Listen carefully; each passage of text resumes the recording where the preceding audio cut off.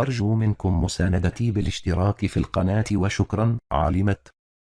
تيفي أن 4 وزراء بحكومة سعد الدين العثماني عبروا لمقربين منهم عن تخوفاتهم من نتائج التحقيق التي تقودها مفتشية المالية والداخلية حول تعثر برنامج الحسيمة منارة المتوسط، والتي تسببت في الاحتجاجات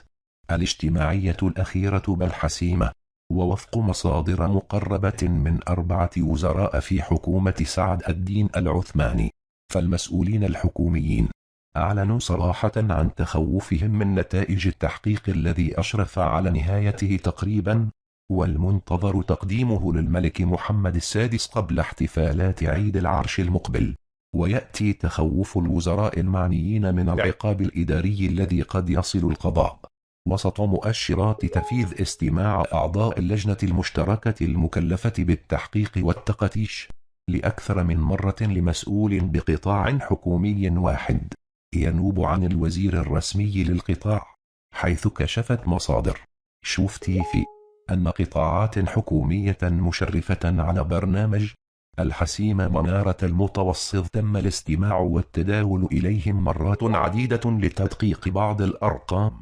والمعلومات.